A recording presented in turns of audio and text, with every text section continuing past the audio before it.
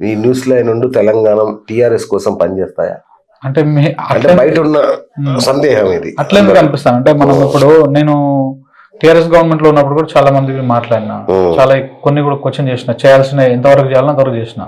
కాకపోతే కొన్ని విషయాల్లో నేను తెలంగాణ ఫ్లేవర్ గా ఉంటా first of all.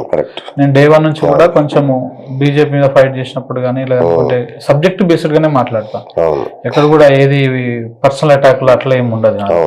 Issue based గా స్టేట్ కి ఎందుకు రాలేదు ఇవి రావాల్సిన ఎందుకు రాలేదు, మనకు కాచిగూడ కోచ్ ఫ్యాక్టరీ, మన కాచిపేట కోచ్ ఫ్యాక్టరీ, బయ్యార్ స్టీల్ రాలే, మెడికల్ కాలేజీల విషయంలో అన్యాయం జరిగింది. ఇట్లాంటివన్నీ కొన్ని మనం ఫస్ట్ ఈవెన్ బీఆర్ఎస్ క్వశ్చన్ చేయకంటే ముందు నుంచి కూడా నేను చేసిన.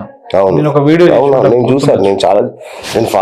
తెలంగాణ కూడా జాగ్రత్త, గుజరాత్ కన్ను మనకు రాష్ట్రం మీద పడ్డది, గుజరాత్ వాడు చాలా డేంజరు, వాడు మన లోపల మనకి స్విచ్ పెడతాడు, వాడు వచ్చి మన మీద పెత్తనం చేస్తే వాడిని తిరిగి కొడతాం మనం అందరం ఒకటై, అది మనకు స్విచ్ పెడితే మనం కొట్టుకుంటాం, వాడు రాజ్యం వెళ్తాడని నేను వీళ్ళకంటే ముందుగా నేను వీడియో చేసిన. అంటే ఇప్పుడు నేను వాళ్ళకి సపోర్ట్ చేసినట్టు కాదు కదన్నా. నేను ఇంకొకటి కొన్ని విషయాలలో కాళేశ్వరం విషయంలో నేను అవుట్లెట్ సపోర్ట్ చేసిన. కాళేశ్వరంలో ఒక డాక్యుమెంట్ చేసిన, ఎందుకంటే ఆ నీళ్ళ ప్రాముఖ్యత నాకు తెలుసు. నేను స్కూల్ డేస్ లో ఉన్నప్పుడు నల్గొండ, మాది మునుగోడు నాంపల్లి మండలం మాది. మాకు ఒక 5 ఎకరాల తోట నీళ్లు లేక నెట్ట నీళ్ళు నండబెట్టుకున్నాం మా అక్క పెళ్లి 4 రోజులు మనంగా. అంటే ఆ బాధలు తెలుసు మాకు, మా నాయన పడ్డ కష్టాలు తెలుసు, కరెంట్ లేకపోతే ఇంత ఇబ్బంది పడ్డామని తెలుసు, నీళ్ళు లేకపోతే ఇంత ఇబ్బంది పడ్డామని తెలుసు. కాబట్టి నేను కాళేశ్వరాన్ని అవుట్లెట్ సపోర్ట్ చేసిన. ఉట్టే గడ్డిగా గూలిగూడి చూడలే. నేను 2019లో నా మిత్రులు, నేను, మా బావ, మాకు 4-5 కలిసి ఒక 2 బైక్లు వేసుకొని కాళేశ్వరం అంతా తిరిగినాం. కూడా ఫస్ట్ అట్లనే అనుకున్నాం, 8,000 కోట్లు ఎందుకు పెడుతున్నాడు, వేస్ట్ కదా, ఎందుకు పెడుతున్నాడు, జనం మీద భారం పడుతుందేమో ఇంత అని చెప్పేసి. కానీ అక్కడికి వెళ్ళిన తర్వాత చూసిన తర్వాత అటు తుమ్మిడిహేటి దగ్గరికి వెళ్ళినాం, ఇక్కడికి వెళ్ళినాం, అన్నీ చూసినాం. 10-15 రోజులు మేము మొత్తం అంతా తిరిగి చూసిన తర్వాత అక్కడ ఇంజనీర్లను కలిసినాం. అన్నిటికంటే ముఖ్యంగా కొంతమంది ఫార్మర్స్ని కలిసినాం. నాకు ఎగ్జాక్ట్గా ఒక పాయింట్ గుర్తుందన్న, అన్నారం బ్యారేజ్ ఉంది కదా ఇప్పుడు, దాని వెనకాల ఇప్పుడు మంతని కాన్స్టిట్యున్సీలో ఉంటుంది. అన్నారం బ్యారేజ్ బ్యాక్ లో ఒక పుష్కర్ ఘాట్ ఉంటుంది, ఒక టెంపుల్ ఉంటుంది. ఆ టెంపుల్ పేరు ఎగ్జాక్ట్ ఐడియా లేదు. కాదు కాళేశ్వరం కన్నెపల్లి దగ్గర మేడిగడ్డ వెనుకుంటుంది, ఇదేమో అన్నారం వెనుకుంటది. ఒక టెంపుల్, అది పుష్కర్ ఘాట్ ఉంటుంది. గోదావరి పుష్కరాలు వచ్చినప్పుడు అది పుష్కర్ ఘాట్ ఉంటుంది.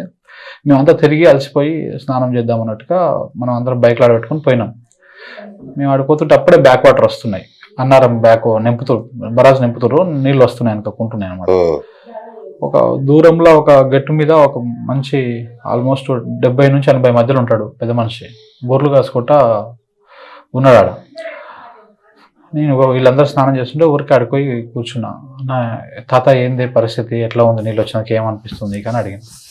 నాకు ఆ పెద్ద మనిషి ఒక మాట అన్నాడు, నాకు నిజంగా కలుక్కు అనిపించింది ఆ రోజు. ఈ ఏట్ల నీళ్ళు చూసి ఏం లైంది కొడుక అన్నాడు. ఏట్ల నీళ్ళు చూసి ఏం లైంది కొడుక అన్నాడు. అంటే నీళ్ళు వస్తే ఆయన కళ్ళలో ఎంత సంతోషం ఉంది.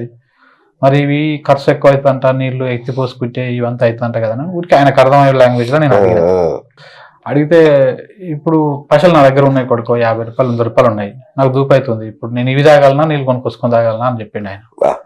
అంటే నీకు ఇప్పుడు ఒక రైతు, ఒక గొర్రెల కాపరి, ఆయనకంత నాలెడ్జ్ ఉంది నీళ్ళ మీద.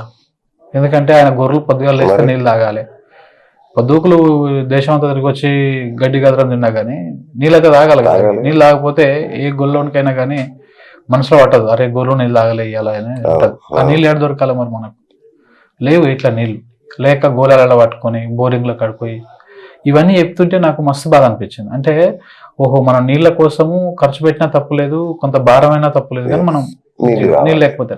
సో ఇట్లాంటి ఎన్నో సన్నివేశాలు ఉన్నాయన్న నేను తిరిగిన మొత్తం దాంట్లో. అంటే ఆ టన్నెల్లో తిరిగినాము, పంపుల మీద పోయినాము, అన్ని చూసినాము. ఇవన్నీ చూసినాక అర్థమైంది అనమాట, అంటే మనకు నీళ్లు లేవు.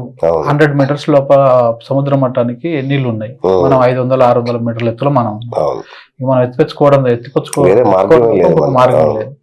ఇట్లాంటి నేను సబ్జెక్ట్ బేస్డ్ గా మాత్రమే నేను కొన్ని విషయాల్లో సపోర్ట్ చేసిన. బట్ అవుట్లెట్ నేను ఎక్కడ ఎవరికి కేసీఆర్ అద్భుతంగా పాలిస్తున్నాడని చెప్పలే, ఓకే. ఆయన స్కీములు బాగున్నాయని చెప్పలే, నేనేమో కండువాలు వేసుకోలే, నేనేమో ఓవర్ లెక్క అందరి లెక్క ఈ పార్టీకి 2 రోజులు, గా పార్టీకి 2 రోజులు, దీనికి 2 రోజులు, గానికి 2 రోజులు, ఇట్లాంటివి ఏమి నేను చేయాలి. అంటే నా సబ్జెక్టు అవతల వాళ్ళకి అనుకూలంగా ఉంటే దాన్ని నాకు ఆపాదిస్తే అది ఇప్పుడు మనకంటూ ఒక మంచి చెడు మనం చూస్తున్నాం అన్నమాట. నీ ఇంట్లో కష్టం ఉంది కాబట్టి అది రాకుండా ఉండాలంటే ఏం చేయాలో నీకు క్లారిటీ ఉంటుంది. సో మన తెలంగాణ నీళ్ళకి ఇబ్బంది పడ్డది, కరెంటుకి ఇబ్బంది పడ్డది, పెట్టుబడికి ఇబ్బంది పడ్డది, గోసపడ్డాం మనం చాలా. మా చిన్నమ్మ ఉంటది అన్న, నీకు ఒక చిన్న సింపుల్. సో కరెంట్ కూడా పోయింది మళ్ళీ. నాకు తెలిసి 10 ఏళ్లలో నేను ఎప్పుడు చూడలే టిఆర్ఎస్ పరిపాలనలో ఇట్లా కరెంటు పోవడం అనేది ఎప్పుడు చూడలే నేను.